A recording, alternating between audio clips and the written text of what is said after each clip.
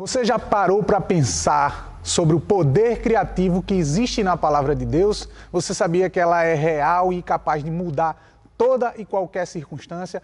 Fica ligado que vamos estudar sobre isso agora.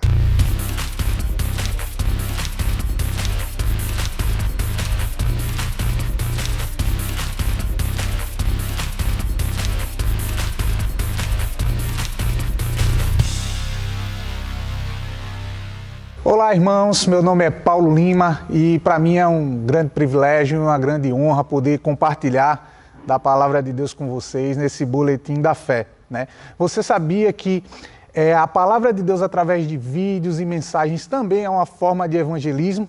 Então você pode, no link abaixo aqui no YouTube tem uma setinha, você pode clicar nessa setinha e enviar para os seus amigos. A gente sabe que muitas vezes a gente não tem como ir até aquele irmão que a gente quer levar uma palavra por conta dos afazeres do dia a dia, mas com poucos cliques e alguns segundos você pode ser um instrumento de Deus na vida dessa pessoa, levando essa palavra até ele. Mídias sociais, internet também é uma forma de evangelismo, amém? Vamos orar e agradecer a Deus por esse momento, né? Por essa palavra. Senhor Deus e Pai, nós te agradecemos pela tua graça, tua bondade e tua fidelidade sobre nossas vidas, Senhor. Reconhecemos a tua boa mão sobre nós em todos os caminhos. Reconhecemos que a tua palavra é luz para o nosso caminho, Senhor. E desde já nós te agradecemos por essa rica oportunidade de ouvir e sermos instruídos pelas tuas palavras, Senhor. No nome precioso de Jesus nós te agradecemos. Amém. Eu queria compartilhar com vocês hoje sobre o poder que existe nas palavras. Vamos começar lendo o versículo de Provérbios. Eu vou ler, toda a leitura de hoje vai ser na versão Nova Almeida atualizada, ok? A gente vai ler Provérbios 4, do versículo 20 ao 22, que diz o seguinte: Filho meu, escute as minhas palavras, preste atenção aos meus ensinos. Não deixe que elas se afastem dos seus olhos, guarde-os no mais íntimo do seu coração, porque elas são vida para quem os encontra e saúde para todo o seu corpo. Amém? Provérbios 4, versículo 13, que diz: Retenha a instrução e não a deixe, guarde-a, porque ela é a sua vida. Lendo isto, nós percebemos a necessidade de alguns pontos importantes, que é escutar, prestar atenção, reter com firmeza, ok? E observando esses pontos, né, que aqui eu anotei, eu percebi que eu posso escutar, porém, sem prestar atenção. Eu posso escutar e prestar atenção sem reter.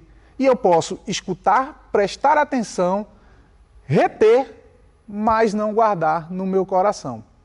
E meditando sobre isso, eu percebi que é um processo, né? É um exercício, é uma educação que a gente faz diante de tudo isso.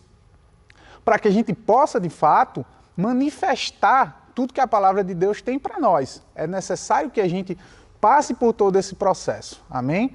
Então, precisamos escutar, prestar atenção, não nos afastar, reter e guardar no nosso coração. Amém? Fechando essa conclusão desse ponto com vocês, a gente vai para o versículo 1 de Gênesis. A gente vai fazer uma leitura um pouco extensa e eu vou pular algumas partes para que fique mais fácil de você compreender, tá bom? Se tiver sua Bíblia aí, você talvez leia numa versão diferente, mas acompanha e fica aqui comigo, tá bom? No final vai dar tudo certo. Que diz o seguinte: No princípio, Deus criou os céus e a terra. Versículo 2. A terra era sem forma e vazia. Havia trevas sobre a face do abismo e o Espírito de Deus se movia sobre as águas. Versículo 3. Então Deus disse: haja luz e houve luz. E Deus viu que a luz era boa e fez a separação entre a luz e as trevas. Podemos observar aqui também, né, um perfil, ou um padrão, vamos dizer assim, na criação. Quando Deus se moveu, né, com o Espírito sobre a face das águas, e ele resolveu criar aquilo que não existia. Ele disse houve e aconteceu. 3 pontos. Aqui comigo. Aí, a partir daqui, eu quero que vocês fiquem atentos a esses 3 pontos. Deus disse, houve, aconteceu e ele viu. 4 pontos, perdão. A partir do versículo 6, vamos ler. E Deus disse, haja um firmamento no meio das águas e separação entre as águas. Versículo 7, no final diz, e assim aconteceu. Versículo 9, Deus disse, ajunte-se as águas debaixo do céu num só lugar, e apareça a porção seca, e assim aconteceu. Versículo 10, final, e Deus viu que isso era muito bom. Versículo 11, e Deus disse, no final do versículo, e assim aconteceu. Versículo 12, e Deus viu que isso era muito bom. Versículo 14, e disse Deus, e assim aconteceu. Versículo 15. No versículo 20 diz, e Deus disse, que as águas sejam povoadas. No versículo 21, e assim, e Deus viu que isso era muito bom. No versículo 22, Deus abençoa a sua criação, né, os animais, e diz, e Deus os abençoou, dizendo, sejam fecundos e multipliquem, sejam prósperos, né, vamos dizer assim. E Deus continua dizendo, ele não para de falar, né. Houve tarde e manhã no 5º dia, no versículo 23. No versículo 24, Deus continua dizendo, ele diz que a terra produza seres vivos. E assim também aconteceu. No versículo 25, Deus fez os animais, segundo a sua espécie, e os animais domésticos também. E Deus viu que tudo isso era muito bom. No versículo 26, Deus diz o seguinte, aqui é o momento que ele resolve criar o ser humano, né? E ele fala o seguinte, façamos o ser humano, acredito que era Deus conversando com o Espírito que criou todas as coisas ali, ele diz, façamos o ser humano à nossa imagem, conforme a nossa semelhança, e tenha ele domínio, né? No momento da criação ele já nos cria com um propósito de dominar tudo aquilo que em outro momento anterior, nos versículos anteriores, ele já tinha formado. Né? Ele diz, tenha ele domínio sobre os peixes do mar, sobre as aves dos céus e sobre os animais domésticos, sobre toda a terra e sobre todos os animais que rastejam.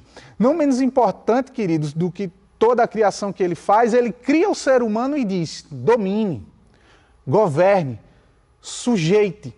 E o mesmo versículo, né, que no versículo 2 a gente leu, que pairava sobre a face do abismo, ele sopra esse versículo dentro do homem.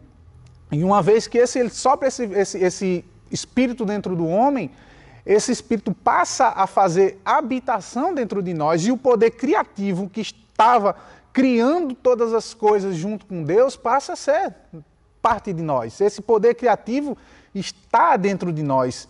Então, toda a ferramenta necessária que nós precisamos para mudar as nossas circunstâncias, para criar aquilo que não é como se já fosse, Deus já nos deu na pessoa do Espírito. Amém?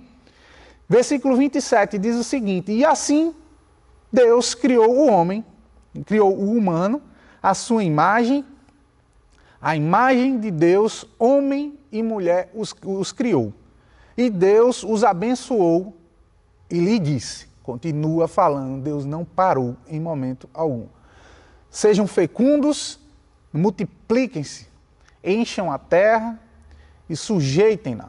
Tenha domínio sobre os peixes do mar e sobre as aves do céu e sobre todo animal que rasteja. E ele continua dizendo, e Deus disse ainda, eis que tenho lhes dado todas as ervas que dão semente. Versículo 30, e assim aconteceu. Versículo 31, e Deus viu que tudo que havia feito, e eis que era muito bom. Deus disse, aconteceu, e ele viu. Se nosso Deus Criador, que fez todas as coisas, ele traçou um padrão, ele disse, aconteceu, e ele viu. Por que a gente acha que vai ser diferente com a gente? né? Tantas coisas acontecendo e muitas vezes a gente de boca fechada podemos ser pressionados por circunstâncias e confessar o que a circunstância tem mostrado. A gente sabe que a fé não nega os fatos, mas a fé, ela concorda com a palavra de Deus. A fé, ela não concorda com a circunstância. Ela entende que existe um fato ali, mas a fé fala o que a palavra de Deus deseja. Nós precisamos renovar a nossa mente e falar o que Deus deseja que a gente fale, pensar o que Deus deseja que a gente deseje também e buscar o que Deus busca para nós. O texto de Gênesis já fala para a gente qual é a real vontade de Deus para nós. Seja próspero, frutifique, domine, sujeite, governe. É isso que Deus pensa sobre nós. Então, talvez a gente possa estar passando por alguma circunstância que isso não tenha acontecido. É bem provável que nossas palavras estejam anulando a nossa fé. Porque a gente pode chegar no domingo e dizer, como fala em Filipenses, meu Deus, segundo a sua riqueza em glória, há de suprir cada uma das nossas necessidades. E ao sair do culto, começar a confessar o problema. Ah, eu não tenho. Ah, está faltando. Eu não vou conseguir, eu estou doente, a minha doença, a minha deficiência. Você anulou a sua confissão, anulou aquilo que a palavra disse para você dizer, falando negativo. Então, se você observar, talvez a gente precisa alinhar alguns pontos daquilo que a gente tem dito, né? Renovando pela nossa palavra, se apegando, como eu falei no início, retendo e guardando no nosso coração, para que aquilo saia através da nossa boca e se porventura saia algo que venha a anular a semente da palavra que a gente lançou rapidamente, a gente possa corrigir aquilo, a gente possa se arrepender de ter falado o que a Bíblia não fala e voltar para a nossa rota de prosperidade, a nossa rota das bênçãos que Deus tem para nós. Sabe, eu pensando outro dia sobre, talvez você mais novo, né, algum tempo atrás, tenha escutado que a fé move montanhas. E eu escutei muito isso, não, a fé move montanhas, mas isso não é uma verdade. A fé em si só, ela não move montanhas. Se você observar, o nosso ministério ele tem o versículo de Marcos 11, 23 como base doutrinária também, para o que a gente crê, para o que a gente defende como doutrina. E observando o versículo de Marcos 11, 23, ele diz o seguinte, ele diz, porque em verdade lhes digo, que se alguém disser a este monte, levante-se e jogue no mar, e não duvidar no seu coração, mas crê que se fará o que diz, assim será com ele. Você percebe que aqui ele fala, em nenhum momento ele fala que a fé ela tem a capacidade de mover a montanha, né? A fé por si só não vai fazer nada, mas ele diz e ele fala duas vezes, porque eu lhes digo que se alguém disser, ele não fala se algum apóstolo, se algum profeta disser, ele diz se alguém disser, levante-se e jogue-se no mar, e não duvidar, dizendo com fé, crendo, que se fará o que diz, ou o que disse, assim será com ele. Então, por que muitas vezes algumas coisas não têm acontecido? Talvez estejamos anulando aquilo que nós estejamos falando, porque se a gente fala duas coisas diferentes, acredito que não estamos andando em fé. Né? Porque a palavra de Deus é clara que diz, se alguém disser e não duvidar, mas crê no que disse, assim será com ele. A fé de boca fechada, ela é inoperante, queridos. Você precisa ter uma atitude correspondente àquilo que você crê no seu coração. E para eu crer corretamente, de acordo com a palavra, eu preciso ter essa palavra guardada no meu coração, porque Deus ele tem responsabilidade com a sua palavra e não com o nosso querer apenas. Né? A gente precisa querer o que Deus quer. E assim vai acontecer. Qual a circunstância, queridos, na nossa vida, na sua vida, em casa, você está passando nesse momento, que precisa ser mudado? Você tem falado corretamente? Você tem orado de acordo com a palavra de Deus? E você tem se mantido em fé, confessando as mesmas coisas? Ou quando o relatório se apresenta, você anula tudo aquilo que você orou, confessou e creu? É um ponto importante para a gente observar e nos analisarmos, né? A palavra de Deus, ela é um espelho para nós. A gente nos olha para ela e se autoexamina. Senhor, eu estou andando, né? Como o salmista Davi, ele orou e disse, Senhor, sonda o meu coração e vê se há algo nele que não te agrada. A gente precisa pegar a palavra e não para medir o próximo, mas para nos medir diante dela. Senhor, eu estou falando o que você deseja que eu fale? O Espírito Santo está dentro de nós e ele tem toda a capacidade de trazer à memória para nós tudo aquilo que a gente tem lido, né? Mas é importante que a gente leia, que a gente tenha essa palavra retida e guardada no nosso coração. No dia mau, se porventura sair algo que venha a anular alguma semente, o Espírito vai trazer à memória e você rapidamente, não, eu não aceito isso. Eu fico com o que a palavra diz, que eu sou próspero, que a minha casa anda em prosperidade e paz, que a tua palavra, Senhor, é saúde para o meu corpo, então eu vou me encher dessa palavra e essa palavra é poderosa para nos curar, para nos sarar, para renovar a nossa mente, para nos purificar, para nos livrar do inferno. Essa palavra é eficaz para transformar toda a nossa vida. Então, hoje eu quis compartilhar com vocês sobre esse ponto importante. Estamos falando corretamente? Se sim, estamos retendo essa palavra, mantendo ela ao longo da nossa semana? Pensar correto, falar correto, agir correto, teremos resultados corretos. Amém? Espero que vocês tenham sido abençoados por essa palavra. Vamos manter, vamos reter ela e guardá-la no íntimo do nosso coração, porque ela é poderosa para mudar as nossas vidas. Fico muito agradecido por esse momento de compartilhar com vocês. Até breve, fica ligado no nosso Boletim da Fé, que está acontecendo por 2 períodos no nosso dia. Um grande abraço, Deus te abençoe. Shalom.